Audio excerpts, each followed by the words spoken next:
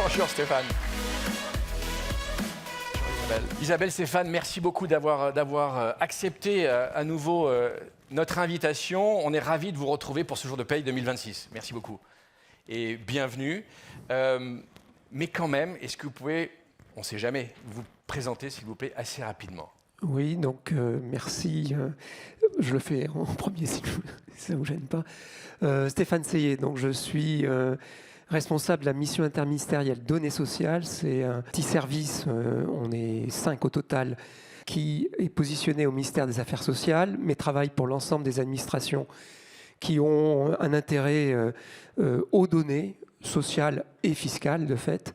Donc ça, c'est première fonction. Deuxième fonction, depuis l'an dernier, je dirige le GIP MDS, c'est-à-dire Net Entreprise, en fait. Voilà.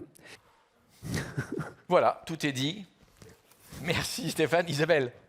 Merci beaucoup, à mon tour de vous saluer, de vous dire un grand bonjour et combien je suis heureuse de vous retrouver pour cette 3e édition et combien je suis heureuse également d'être de nouveau avec vous deux. Quand on regarde l'année à mi-chemin, vous la qualifieriez comment? Quel est votre regard sur ces 6 mois, on va dire?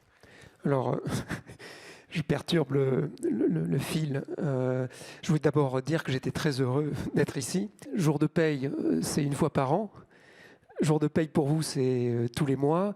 Et le fait que je sois ici, que représente donc un peu les administrations, les organismes de protection sociale qui viennent avec leur réglementation créer du stress tous les mois, je dirais que jour de paye, ma présence ici, au moins une fois par an, le stress est inversé. Voilà.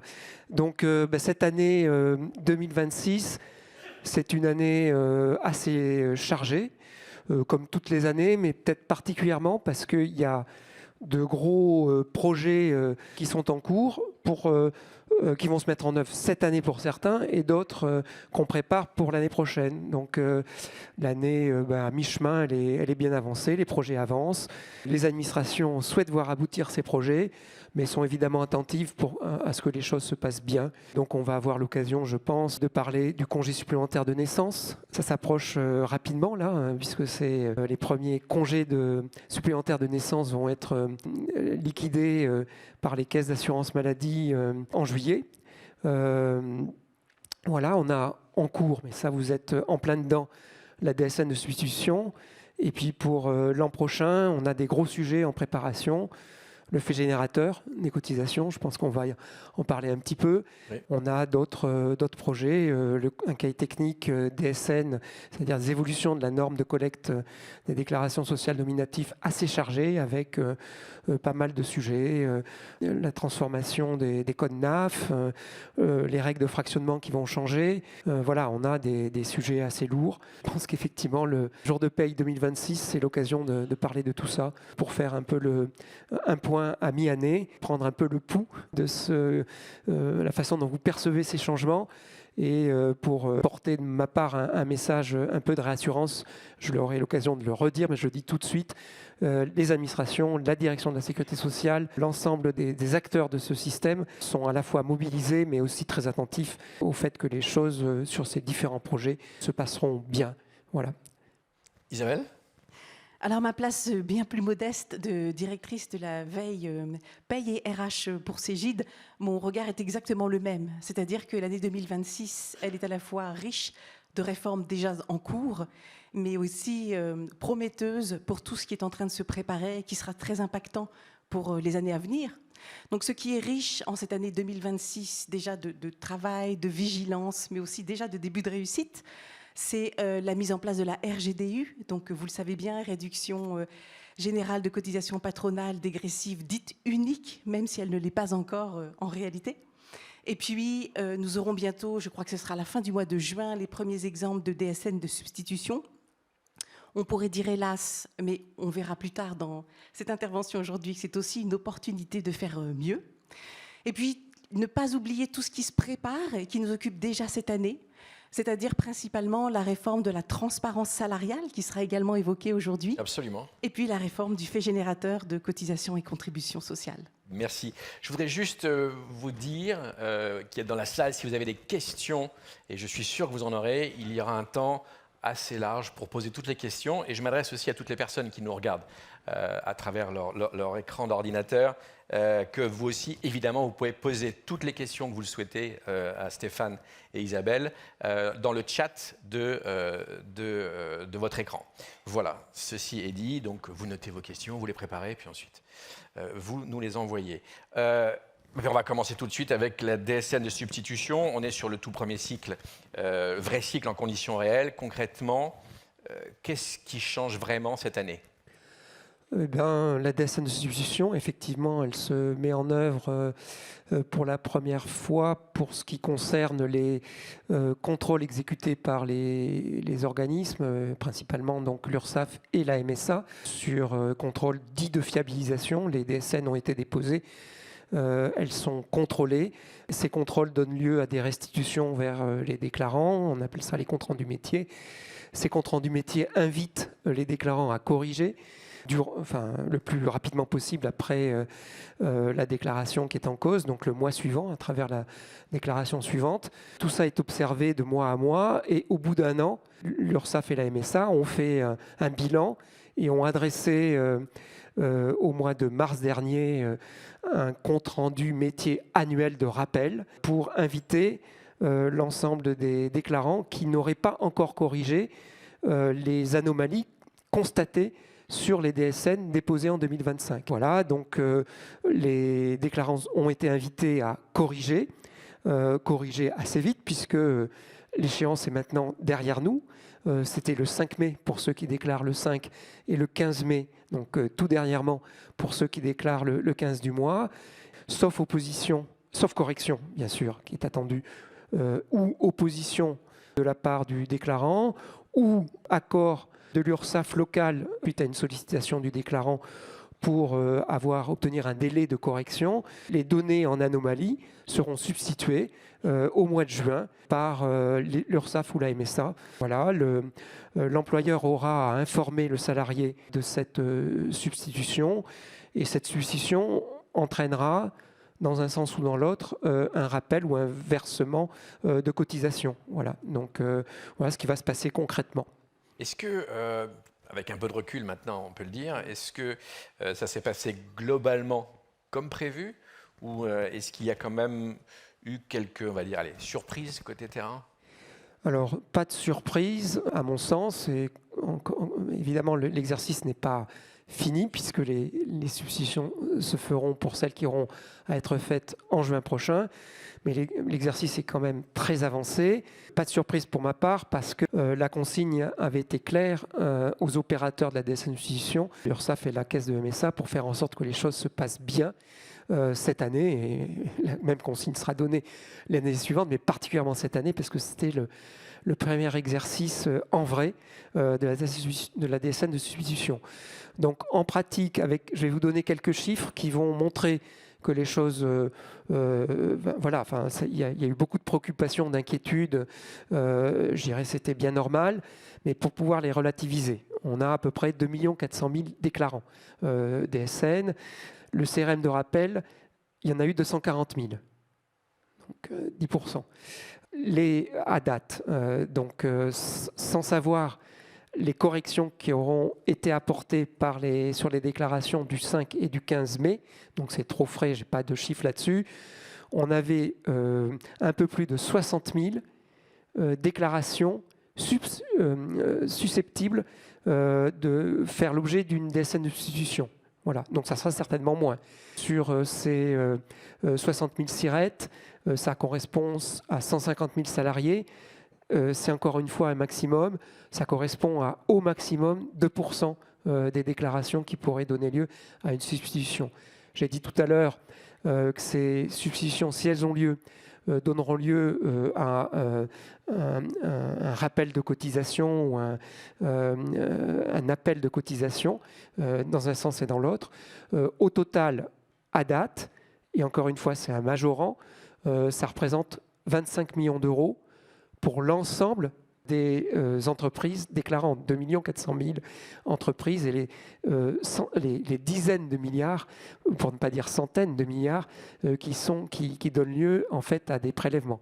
Je n'ai pas dit aussi que cette année, la DSN de substitution s'exécute sur deux contrôles qui ont le même objet, c'est le calcul du plafond de la sécurité sociale, donc c'est très circonscrit. Les CRM de rappel, je vous ai dit tout à l'heure peut-être qu'il y en avait un peu plus de 200 000. Je vous ai dit qu'il y avait 60 000 entreprises qui étaient éligibles à la DSN substitution. L'écart, c'est qu'il y a d'autres contrôles qui ne donneront pas lieu cette année à substitution. Ils ont été écartés. C'est la majorité des contrôles. Il y a 1000 contrôles à peu près qui se font par an et qui sont remontés aux déclarants. Il n'y en a que 2 et qui portent sur le même objet, le contrôle du plafond qui donneront lieu à substitution. Donc on est sur un exercice, certes en réel, en grandeur nature, mais qui est ciblé, circonscrit et maîtrisé. On entend aussi qu'il y a une vraie volonté d'avancer avec prudence. Ce premier exercice vous donne déjà des pistes d'ajustement pour l'année prochaine ? Alors oui, l'exercice, encore une fois, il est aujourd'hui mis en œuvre avec prudence, pédagogie et maîtrise. C'est, je pense, un levier important. Et on pourra faire un bilan, je pense, au mois de juillet de cette opération de fiabilisation des données. Il y a eu une mobilisation collective qu'il faut saluer, évidemment en premier lieu des déclarants, des éditeurs, de l'URSSAF, des URSSAF et des caisses de MSA pour informer, anticiper, se mettre en situation de bien faire. Et le nombre de substitutions sera un indicateur en fait du degré de fiabilité. La DSN substitution, c'est un balai de sécurité, si j'ose dire, sur la fiabilisation des données. Le mot d'ordre, c'est fiabiliser en amont de la déclaration, par, si possible, des contrôles en amont de la déclaration, de l'autocontrôle. C'est évidemment corriger au plus vite, au fil des mois de l'année en cours, donc cette année en 2026, l'an dernier en 2025, pour que l'année d'après, il y ait le moins de corrections à faire. Voilà, donc on est dans une opération qui est structurante, qui apporte de la valeur, c'est-à-dire de la fiabilité encore plus grande à des déclarations qui sont déjà très fiables. Voilà, donc ça c'est ce qu'il faut dire. Alors 2027, puisque c'est la question que vous me posez, Frédéric, alors le bilan n'est pas fait de l'opération qui n'est pas encore achevée pour 2026, mais je crois pouvoir annoncer que pour l'an prochain, on restera sur les 2 mêmes contrôles. On ne va pas élargir, on ne va pas rajouter des nouveaux contrôles susceptibles de donner lieu à des substitutions. On va rester sur ces 2 contrôles. Pour autant, comme il fallait faire en sorte qu'il n'y ait pas d'accident industriel sur cette opération, et il n'y en aura pas, qu'il y ait le moins possible, je dirais, de difficultés pour les déclarants et les éditeurs. Sur ces 2 contrôles qui ont été retenus cette année, contrôle du calcul du plafond, certaines populations, certaines situations ont été écartées parce que ce n'étaient pas les déclarations qui étaient erronées, mais c'était le contrôle qui n'était pas fiable. Il y avait ce qu'on appelle dans le jargon des faux positifs, et donc on a décidé de les écarter. Pour l'exercice exécuté en 2026 sur les données 2025, les contrôles évoluent régulièrement, ils se perfectionnent. Le but, c'est qu'il n'y ait pas de faux positifs. Voilà. Il peut toujours, malheureusement, y en avoir. Dans ces cas-là, 0 substitution. Mais qu'on avait identifié comme faux positifs en 2025, certaines des situations ont pu être corrigées. Et donc, sur les 2 contrôles, ça sera la seule évolution. Certaines populations écartées cette année pourront peut-être être réintroduites l'an prochain. Voilà, c'est le principal message que je peux passer. Et encore une fois, vous dire, parce qu'il y a probablement encore de l'inquiétude pour les quelques dizaines de milliers de déclarants qui sont concernés potentiellement par une substitution, que tout est fait pour que les choses se passent en bon ordre. L'ampleur de l'exercice montre surtout l'immense degré de fiabilité des données. Pour autant, il faut continuer à fiabiliser. Le processus, on l'aura rodé en vraie grandeur cette année. On continuera, on élargira probablement dans les années qui viennent et pas l'an prochain les contrôles, et au fur et à mesure, on donnera encore plus de solidité, de fiabilité à l'ensemble de nos processus. Merci pour toutes ces précisions. Côté éditeur maintenant, Isabelle, comment vous avez vécu cette première vraie entrée en matière? J'imagine que là aussi, progressivement. Alors nous l'avons vécu avec beaucoup d'intensité. Tout premièrement, évidemment, on rejoint complètement le principe exprimé par Stéphane Seillet à l'instant. Évidemment, la DSN de substitution, c'est d'abord ce qu'il faut éviter. C'est un événement plutôt indésirable, ça va de soi. Mais nous avons eu 3 priorités qui nous ont beaucoup mobilisés en termes de vigilance, de suivi de compréhension. La première priorité, c'était d'abord de comprendre les étapes qui permettaient de repérer qu'on était une éventuelle cible en tant qu'entreprise d'une future DSN de substitution. Donc il nous a fallu être bien certain de comprendre et d'analyser d'abord les CRM récapitulatifs des anomalies mensuelles, puis les CRM récapitulatifs des anomalies au niveau annuel, à l'échelle annuelle, en faisant la distinction à chaque fois entre les anomalies substituables et non substituables. Bien entendu, il fallait ensuite être certain du calendrier et des échéances ultimes de correction. Ça a été l'objet aussi d'énormément d'attention, de débats et de questions. Ensuite, la deuxième priorité a été, et toujours, de bien comprendre le post-substitution. C'est-à-dire que nous savons que toute DSN de substitution est suivie, donc cette fois-ci à destination de l'entreprise, d'un CRM, le CRM post-substitution. Et nous savons que, premièrement, les données de ce CRM doivent être prises en compte par le logiciel de paye sans être redéclarées en DSN. Donc elles doivent être à disposition pour une réutilisation éventuelle, mais sans trace en DSN, ce qui est techniquement délicat.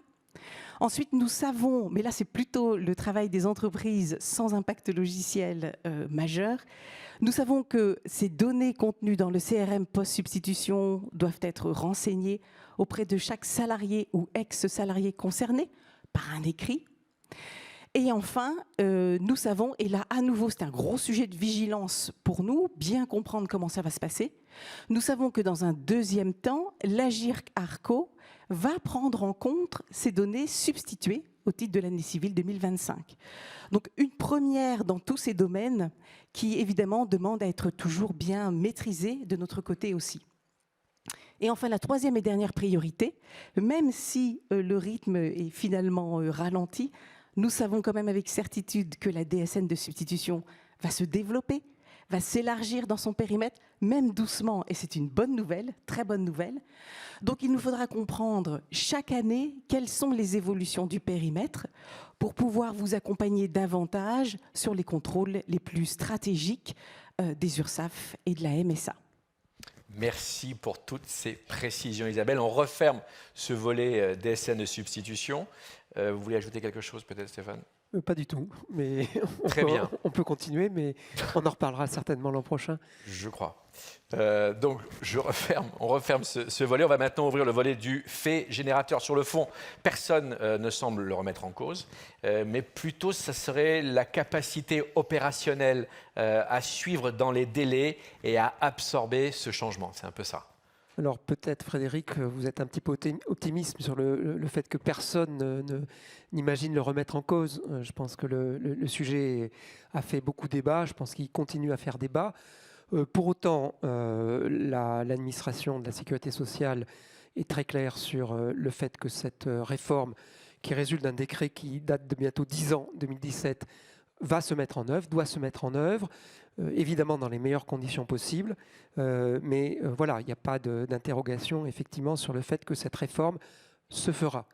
Alors sur le papier, la logique est implacable, c'est dire les taux de cotisation doivent être rattachés à la période où la personne a été employée. Donc le dire est simple, ça correspond évidemment et heureusement à l'immense généralité des cas de paye, celle du mois. On aurait pu imaginer d'autres solutions, il y a une part de convention dans tout ça, et on voit que dans certaines situations, les choses le modèle de base qui est simple peuvent être plus compliqués, notamment lorsque, par exemple, des primes sont versées pour des périodes qui sont plus longues que le mois, sur lesquelles il faut définir des règles. Donc le sujet a fait l'objet de longs débats pendant plusieurs années entre les éditeurs et l'administration. Depuis 2 ans, on va dire qu'il y a une vraie négociation qui s'est engagée et qui aboutit de manière positive sur une espèce de compromis. Les choses ont été faites pour que les choses soient le plus simples possible. Ça reste un peu compliqué. On ne peut pas dire que ça soit une source de simplification. Personne ne le dira. Mais pour autant, donc, les choses maintenant vont se faire. Les éditeurs sont tous engagés dans cette opération. Et donc, il faut se dire maintenant que le sujet, c'est de mener le projet pour qu'il passe, entre guillemets, dans les meilleures conditions possibles. Qu'est-ce qui rend cette réforme aussi complexe techniquement? On parle pour certaines grandes entreprises de plusieurs centaines de milliers, voire de millions d'euros d'adaptation. Alors effectivement, ces chiffres sont impressionnants. Ils nous ont été rapportés là, récemment par certaines entreprises, effectivement. Ça montre, d'abord il faut en tenir compte, je pense, on ne peut pas écarter ces coûts pour les entreprises d'un revers de la main, et il montre en tout état de cause l'ampleur du projet. Alors pourquoi c'est techniquement compliqué? C'est en fait le fait générateur, c'est un peu enfin voilà, qu'est-ce qu'il y a derrière le fait générateur? C'est de pouvoir rétroactivement rattacher des taux de cotisation qui ne sont pas ceux pratiqués au moment de la paye courante, mais ceux qui étaient pratiqués sur les payes de plusieurs mois en arrière. Et donc, c'est de la rétroactivité. Tous les logiciels de paye n'ont pas été conçus nativement pour gérer de la rétroactivité. Voilà, donc le sujet, il est là. C'est plus ou moins compliqué de le faire selon les applications de paye. C'est jamais simple, certainement.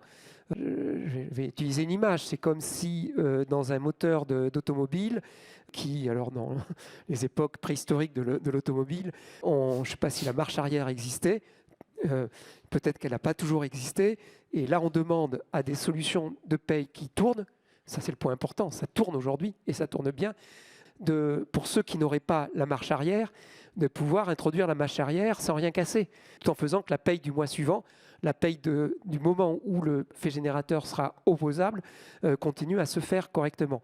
Donc on voit que ce sujet est un sujet structurant, lourd, complexe, et qui doit être envisagé avec maîtrise et prudence, là aussi, comme la DSN substitution, qui, de mon point de vue, ne m'a jamais inquiété, parce qu'on l'avait en main, l'administration l'avait en main, les URSSAF et tout ça, on pouvait régler le débit.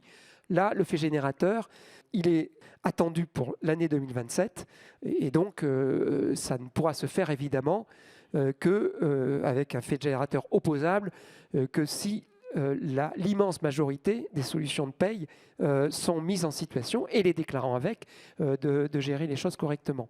Avec une part d'inconnu, pour le système DSN, le système central, c'est qu'on ne sait pas ce que va être l'application de ce fait générateur en termes de surcharge des déclarations. Aujourd'hui, il n'y a pas d'utilisation des rubriques de la DSN pour rattacher des montants à des périodes passées. Nécessairement, quand ça sera fait, application du fait générateur, ça va alourdir les DSN. Donc là aussi, une part d'incertitude difficile à anticiper, mesurer sur la résistance du système DSN, du système central, celui qu'on pilote, c'est moi qui suis responsable du fait que ce système fonctionne. C'est 8 milliards de données tous les mois qu'on collecte.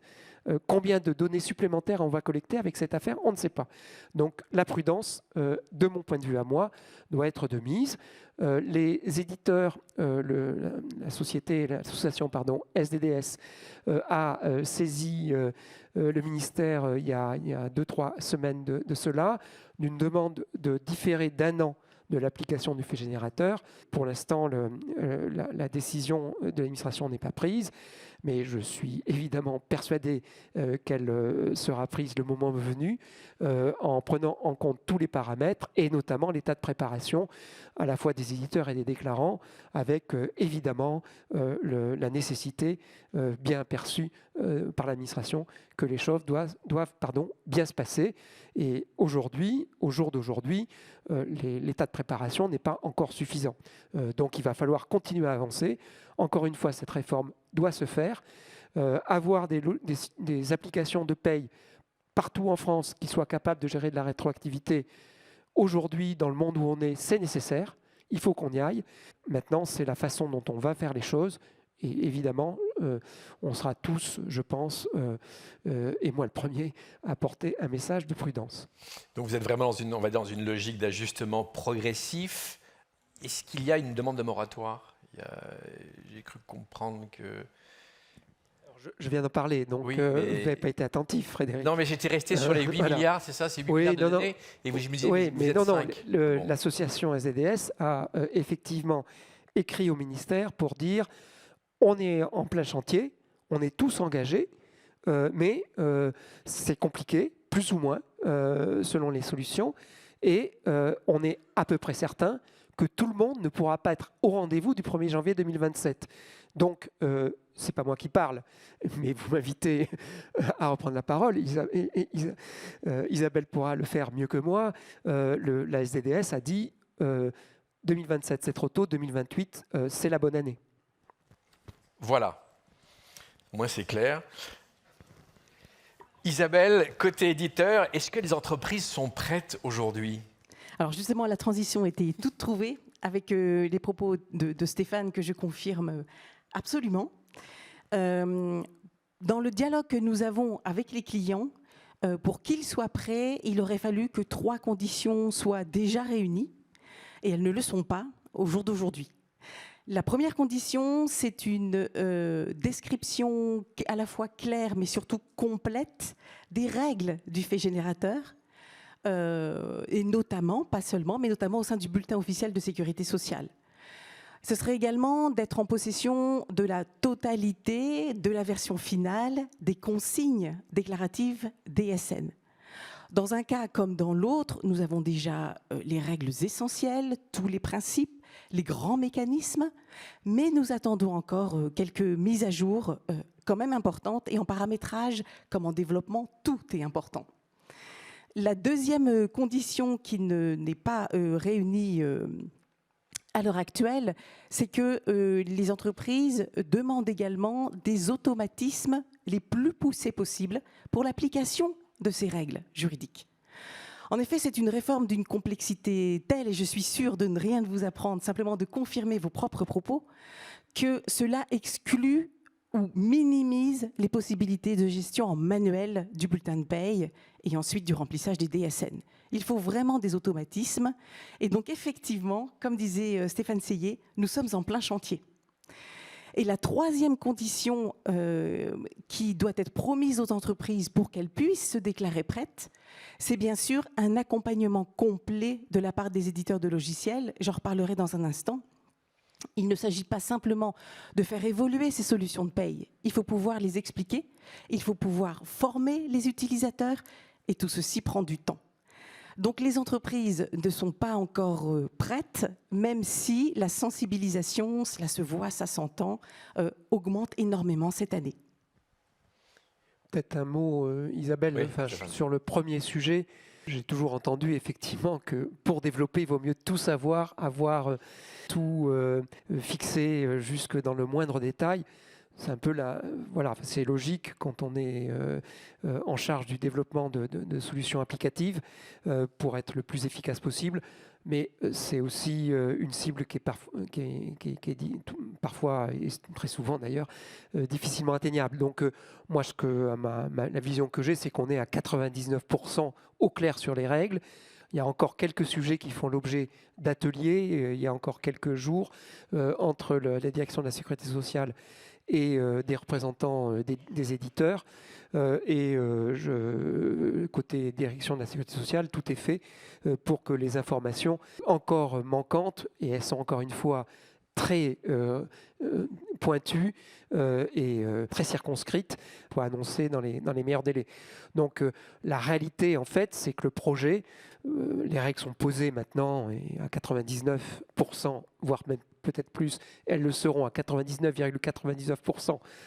Très rapidement. Ça ne sera jamais 100%. Voilà, en ça fait. ne sera jamais 100%. Il y aura toujours cette part, mais l'intelligence collective fera qu'on saura faire avec.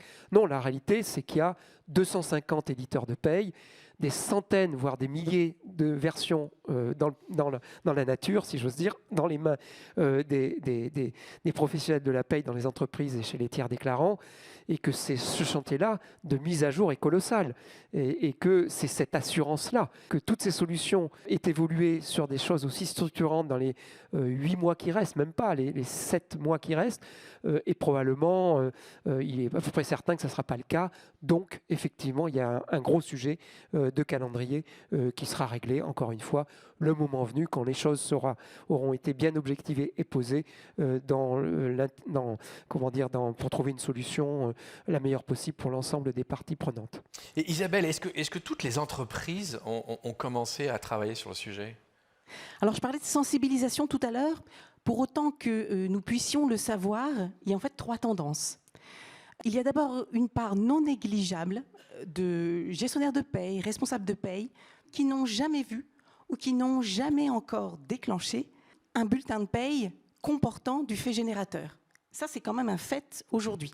La deuxième tendance, c'est que quand le logiciel propose déjà de pouvoir déclencher, puisque c'est possible aujourd'hui, de façon facultative, un rattachement de tel ou tel élément de la rémunération brute à un mois du passé en paye, parce qu'un jour, le bulletin officiel de sécurité sociale le rendra obligatoire, eh bien, il y a une certaine tendance à ne pas déclencher cette rétroactivité, mais à continuer encore avec les pratiques usuelles de rattachement au mois courant, au mois principal déclaré. Et la troisième tendance, c'est quand dans la famille des logiciels qui ont très bien déjà installé les règles de fait générateur, au point qu'il faut une intervention manuelle du responsable de paye, du gestionnaire de paye pour bloquer ce recalcul de paye et provoquer un rattachement au mois courant. Eh bien, à ce moment-là, ce que nous expliquent les employeurs, c'est qu'ils laissent faire, bien sûr, ils font confiance à leur logiciel globalement, mais une difficulté se présente immédiatement. C'est celle de la compréhension, du contrôle et de l'explication du résultat. Ça ne va pas de soi, c'est pas intuitif, et le bulletin de paye finit par être particulièrement chargé. Donc je dirais que oui, on est bien en plein chantier, l'expression de Stéphane Seillet est tout à fait exacte, il y a une mobilisation, mais on est encore loin du but. Si maintenant on se projette à la fin de l'année 2026, vous pensez qu'on sera dans un déploiement globalement, allez, on va dire stabilisé, ou encore dans une phase d'adaptation importante? Je vois Stéphane qui sourit. Alors, il me semble que nous serons encore, j'en ai la conviction, la certitude, dans une phase importante d'adaptation. Fin 2026, si on fait l'exercice de se projeter, en principe, normalement, nous aurons toutes les règles. Alors, je comprends, le 100%, c'est du perfectionnisme, il faut être réaliste. Néanmoins, tout l'essentiel sera connu, éclairci, sécurisé du point de vue juridique. Très, très bien. Du point de vue des consignes DSN, du point de vue des règles, notamment du bulletin officiel de sécurité sociale. Mais il faudra aussi, et nous en attendons beaucoup, énormément, il faudra aussi une phase pilote, une phase d'essai tout à fait sérieuse, tout à fait poussée, avec non seulement tous les éditeurs de logiciels de paye, mais le GPMDS, la MIDS, la direction de la sécurité sociale, les organismes de recouvrement et même tous les organismes de protection sociale. Parce que nous voudrions être sûrs, avant que tout soit rendu obligatoire pour les entreprises, nous voudrions être sûrs que tous les acteurs impliqués se soient bien compris réciproquement et bien les mêmes interprétations de bout en bout. Et on sait bien que les problématiques de datation des éléments bruts de la paye ne sont pas obligatoirement les mêmes entre la sécurité sociale et l'Agirc-Arrco, la retraite complémentaire d'une part, et d'autre part, les organismes de garantie de prévoyance, les organismes de couverture de frais de santé, de retraite supplémentaire.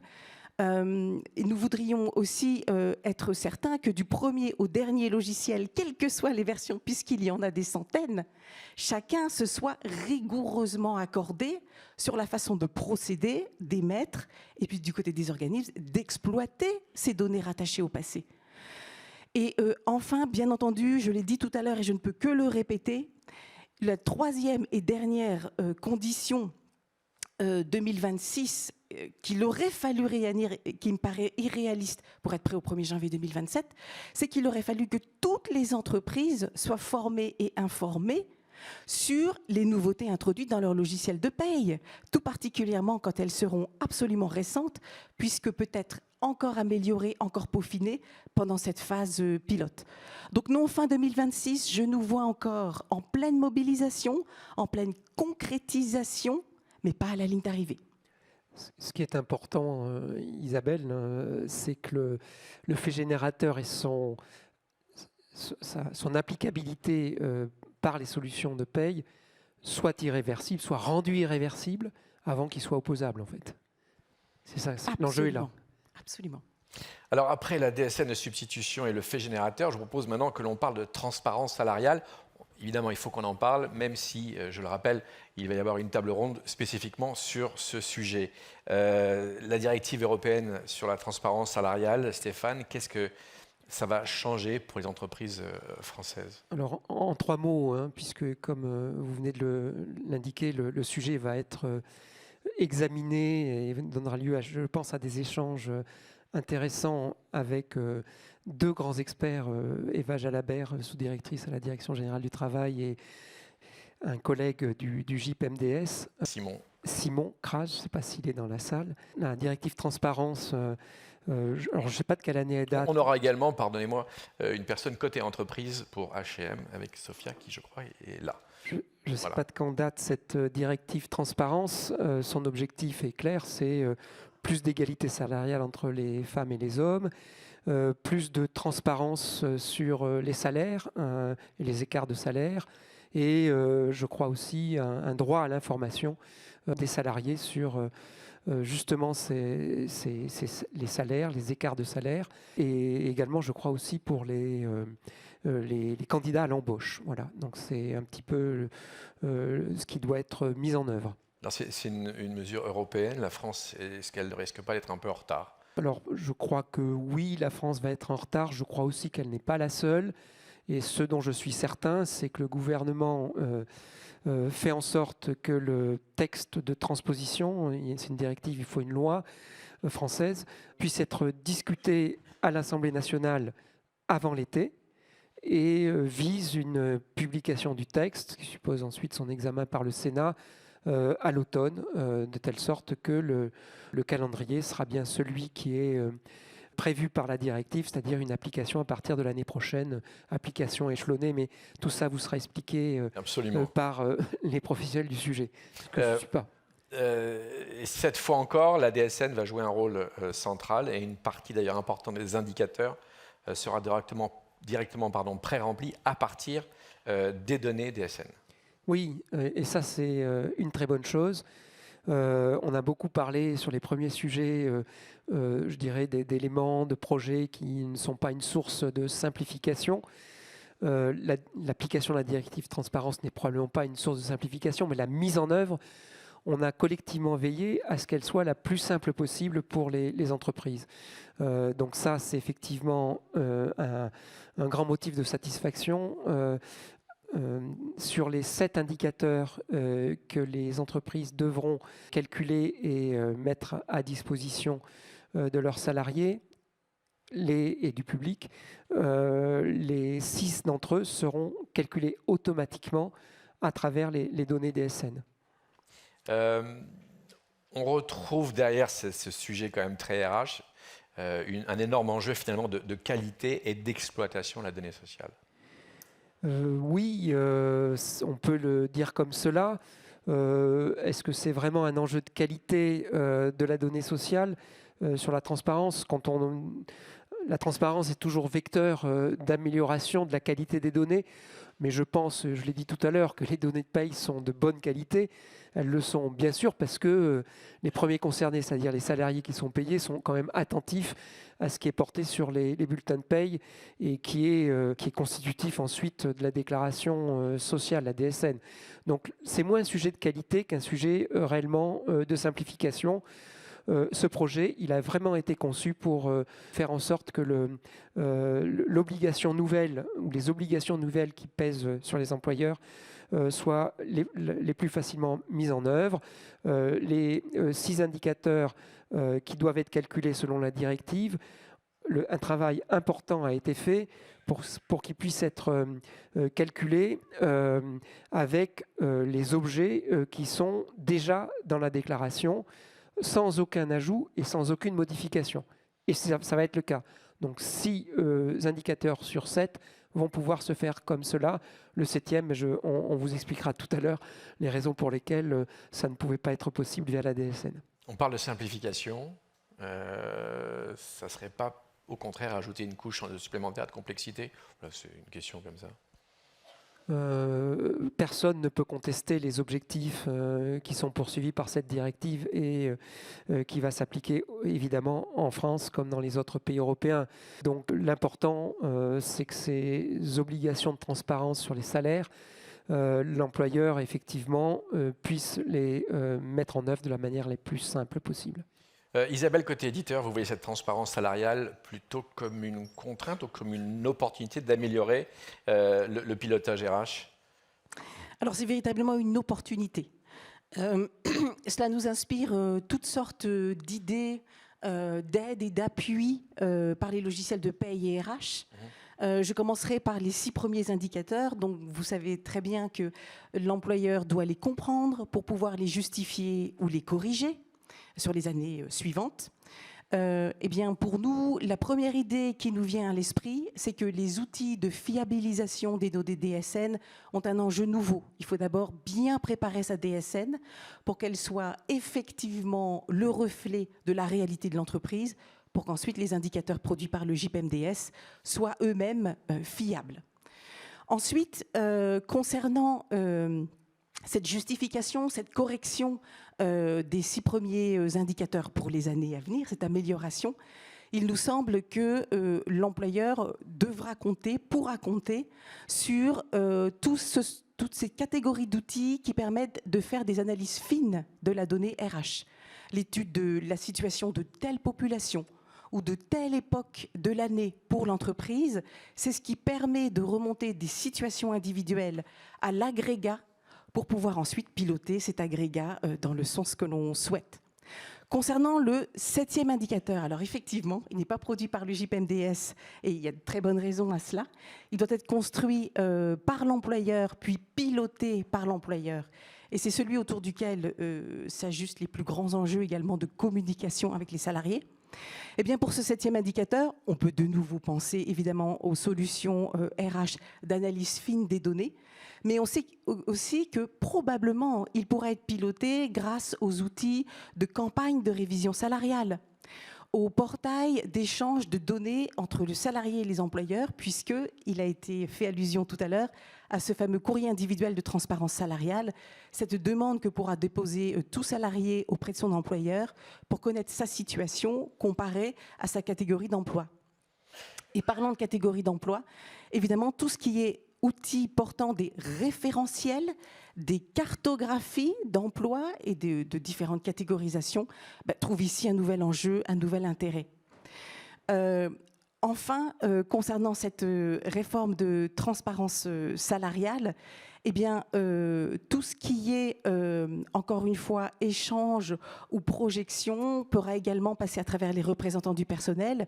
Et donc, les outils RH permettant d'alimenter les BDESE seront très utiles. Et pour terminer, je ferai une allusion bien sûr aux modules de recrutement qui ne sont pas à l'écart, mais au contraire, qui pourront être utiles à cette réforme, puisqu'on peut imaginer des offres d'emploi dont on sait qu'elles seront assorties d'un champ obligatoire indiquant la fourchette de salaire correspondantes, mais on peut imaginer aussi des systèmes d'alerte lorsque, à des offres d'emploi de contenu similaires ou à peu près similaires, il n'existe pas de fourchette de rémunération proposée qui soit elle-même similaire.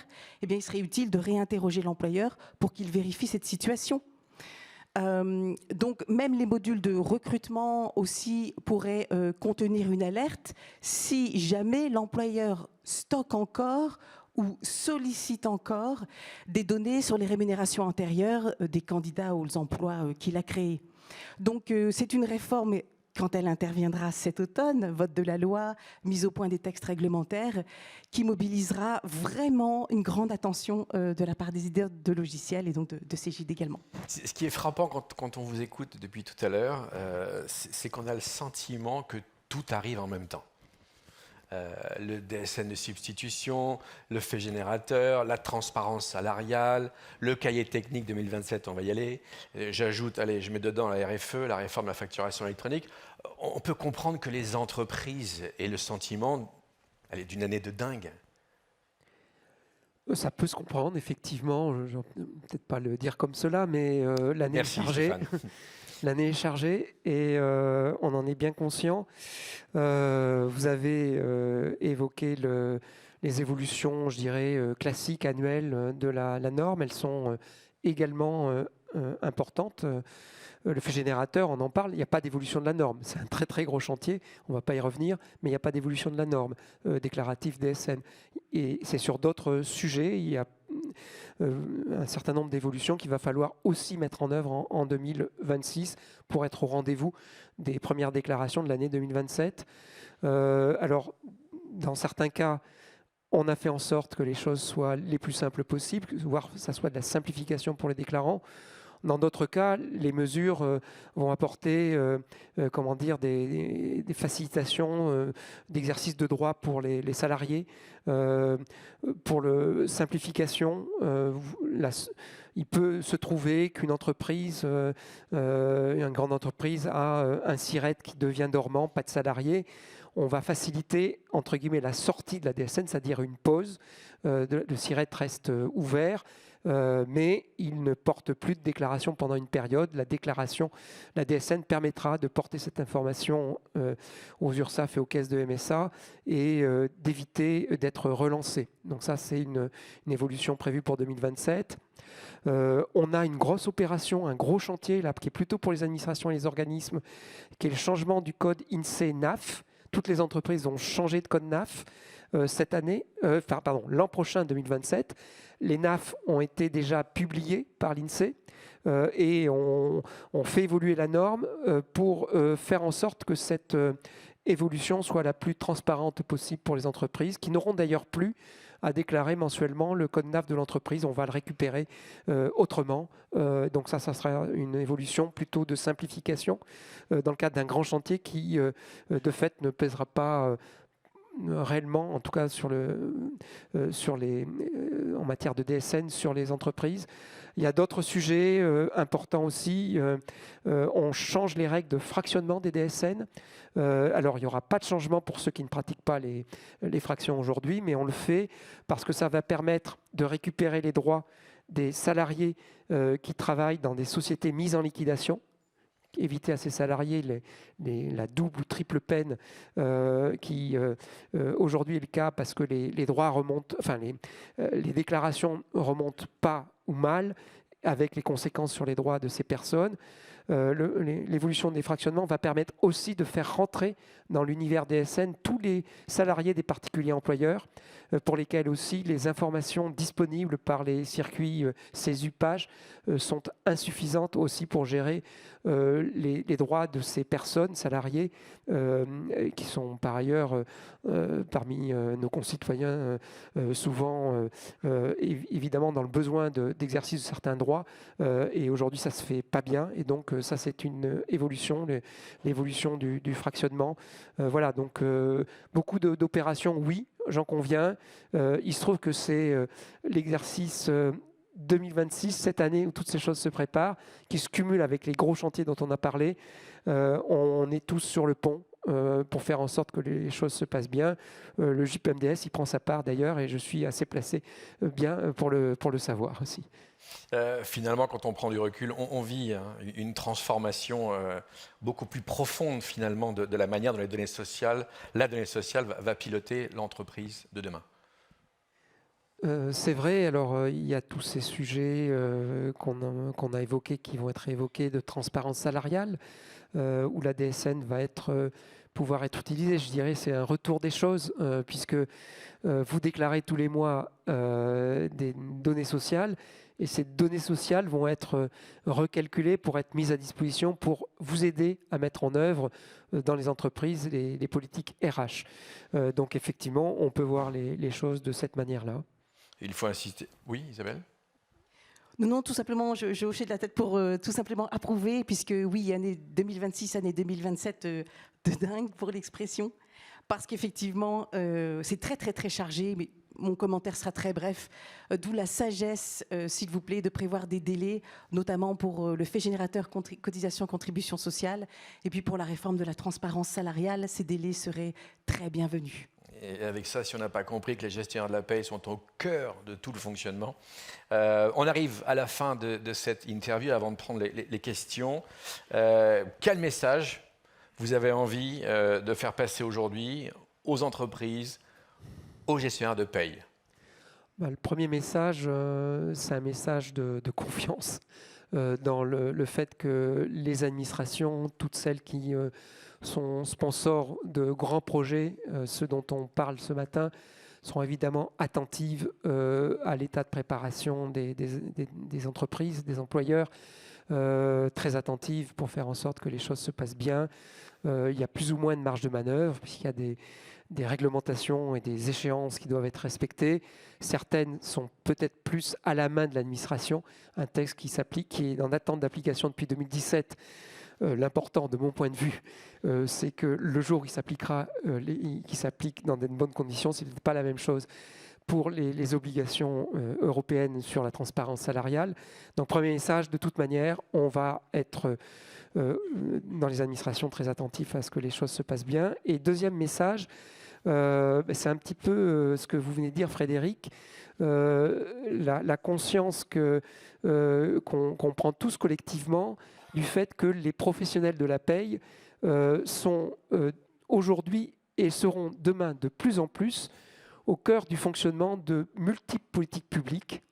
Vous êtes dans le cercle, ou dans un cercle qui n'est pas lointain, qui est un cercle très proche de tout ce qui se joue pour la mise en œuvre des politiques publiques. Donc vous êtes de fait un partenaire des administrations, et donc un partenaire, on travaille avec lui, on l'écoute, et on fait en sorte que collectivement, les différents projets nécessaires à la mise en œuvre de toutes ces politiques, de toutes ces évolutions autour de telle ou telle prestation puissent se mettre en œuvre en bon ordre et en bonne intelligence collective. Donc c'est cette prise de conscience qui doit être collective et qui en tout cas doit aussi être de mise côté administration, et dans ma mission, je porte aussi cet objectif de faire comprendre bien qu'on a besoin de données fiables, on a besoin de données en temps et en heure, et que ça ne se fait pas en claquant des doigts. Il faut anticiper, préparer,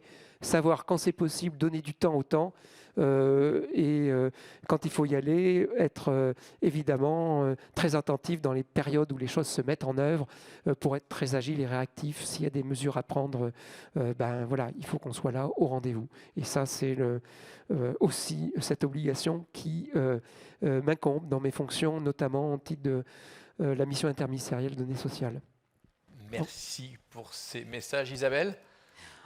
Deux petits messages, mais assez brefs en tout cas. Le premier, c'est que les grandes réformes que nous venons d'évoquer ne doivent pas faire oublier les réformes un petit peu plus discrètes qui se préparent néanmoins. Donc on a toujours, en tant qu'éditeur de logiciels de paie, un œil et une oreille très très attentifs concernant donc les débats actuels sur les possibilités ou non d'inscrire en paye et donc en DSN des assiettes négatives de cotisations et contributions sociales, sur la nécessaire clarification de l'exploitation des données DSN qui permettent au CPAM de calculer les IJSS. Il y a encore beaucoup de zones d'ombre. Nous plaçons beaucoup d'espoir dans une future disparition de l'attestation employeur rematérialisée au profit du document d'assurance chômage parce qu'il est assorti de formalités allégées pour l'employeur. Et n'oublions pas ce congé supplémentaire de naissance. Les premières demandes pourront être déposées au 1er juillet prochain, mais nous savons que la pleine montée en charge se fera en 2027. Donc pour tout cela, grande et plus discrète réforme, mon dernier message sera de dire que les éditeurs de logiciels auront vraiment besoin de bien comprendre ce qui nous attend pour servir les entreprises. Et donc, nous remercions beaucoup, beaucoup la MIDS, le JPMDS, la Direction de la Sécurité sociale, ici représentée, de bien vouloir continuer à accepter un travail de coopération resserré avec les éditeurs de logiciels. Merci à vous, Manon Mathieu dans la salle, et à vous, Monsieur Sillet. Alors Stéphane a encore un message à faire passer à la salle. C'est Isabelle qui me fait penser qu'effectivement, soyez très attentifs. Dans quelques semaines, je ne vais pas m'avancer plus, mais dans quelques semaines, j'espère, au début de l'été, j'espère, vous aurez effectivement plus nécessité de signer les attestations employeurs dès qu'un décret sera publié. Vous devrez les remettre encore pour une petite année.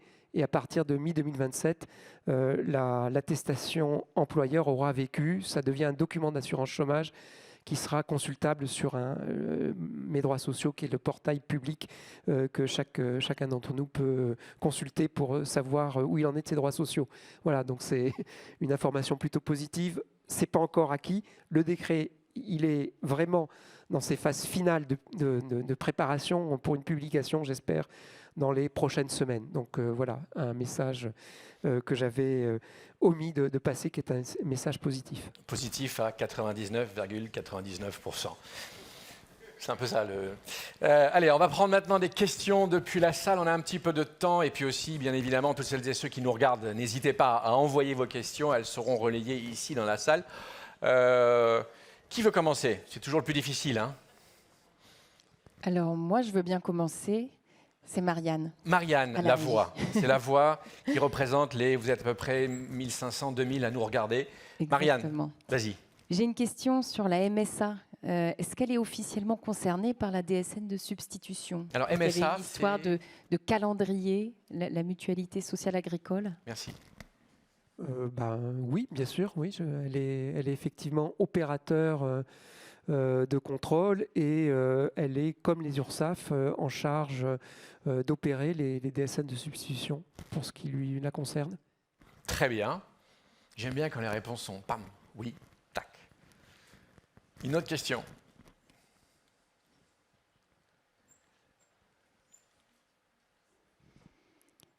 Ah bah j'y vais, hein, oui, parce que apparemment tout était clair. Ah si, il y a une main levée. Alors pardon, excusez-moi. Peut-être laisser la salle. Oui, je ne voyais pas avec les projecteurs. Vous êtes où? Voilà. Si vous pouvez vous lever, s'il vous plaît.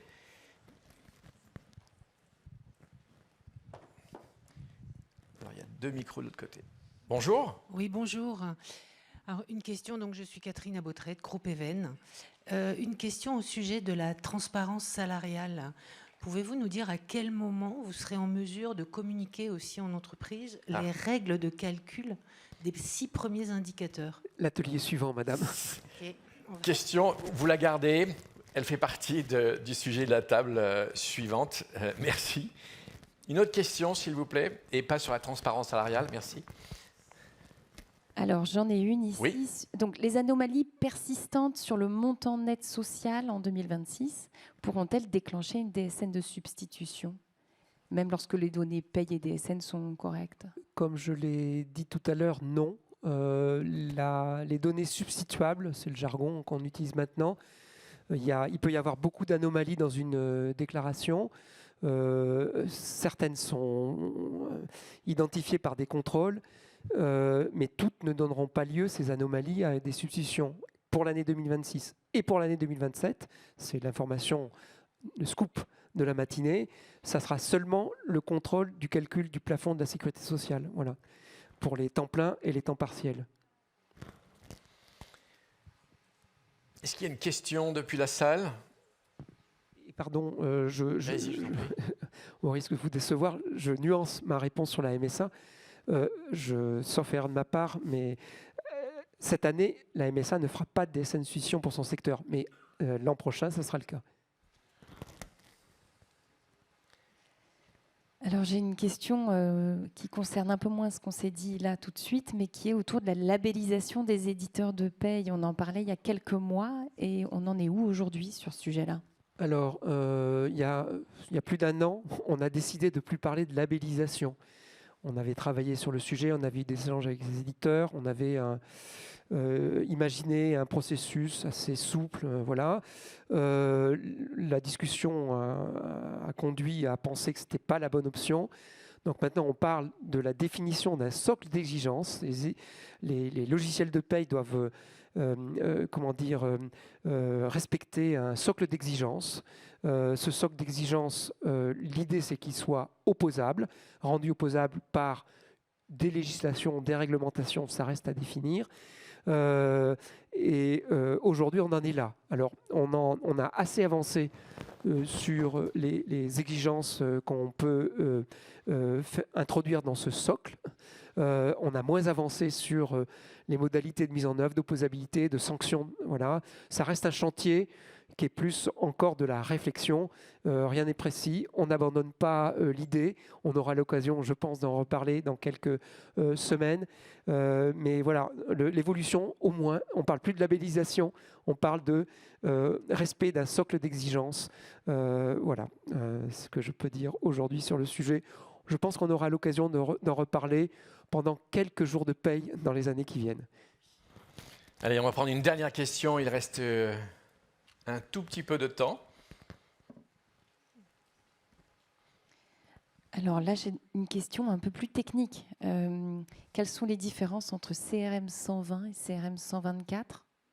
Oui, c'est une bonne question. Alors, je vais montrer que je vais faire croire que je suis un expert, mais je peux répondre à cette question. Je pense qu'il y a 4 d'écart déjà. Dans le 120, c'est les comptes rendus métiers des URSSAF mensuels. Enfin, donc tous les mois, vous recevez, après une déclaration, un CRM qui dit, voilà, à tel endroit, on pense qu'il y a une anomalie, veuillez corriger dans la DSN suivante. CRM mensuel, 120. Et le 124, c'est le fameux CRM de rappel annuel que vous avez dû recevoir en 2 vagues, parce que la première, il y a eu un petit loupé. L'URSSAF, c'est la rémise en fait fin mars de mémoire. Et donc, c'est le CRM de rappel annuel sur lesquels certaines des anomalies peuvent donner lieu à une substitution. On en a parlé longuement. 120, 124. Merci. La MSA aura, alors je vais me tromper dans les numéros, c'est dans les 130 et quelques, aura les deux mêmes équivalents. Voilà. Est-ce qu'il y a... Allez, une dernière question, parce que celle-là, elle était un peu technique. Oui, madame. Si vous pouviez vous lever, s'il vous plaît. Oui. Merci. Parce que vous êtes filmé, hein, c'est pour ça. Non, c'est pas vrai. Allez-y. Ça met un peu de pression, c'est sympa. Je fais partie d'une entreprise qui a changé d'éditeur en plein milieu d'année 2025. Est-ce qu'aujourd'hui, le fait générateur aura un impact sur les cotisations de l'éditeur précédent? Parce que je n'ai pas du tout de lien entre les deux éditeurs. Réponse simple, non, puisque le fait générateur n'est pas encore opposable. L'administration veut qu'il soit opposable en 2027. Donc toutes les déclarations antérieures qui n'auraient pas respecté le fait générateur ne seront pas concernées par l'opposabilité qui est à venir. Normalement en 2027, on ne va pas reprendre les échanges de tout à l'heure sur est-ce qu'on va être prêt ou pas, est-ce que ça reste opposable ou pas en 2027. Mais en tout cas, pour tout ce qui est antérieur à 2027, ce n'est pas dans le champ de l'opposabilité par construction, par définition. D'accord, merci beaucoup. Voilà. Mesdames et messieurs, je vous demande d'applaudir à nouveau Stéphane et Isabelle. Merci beaucoup. Merci à tous les deux.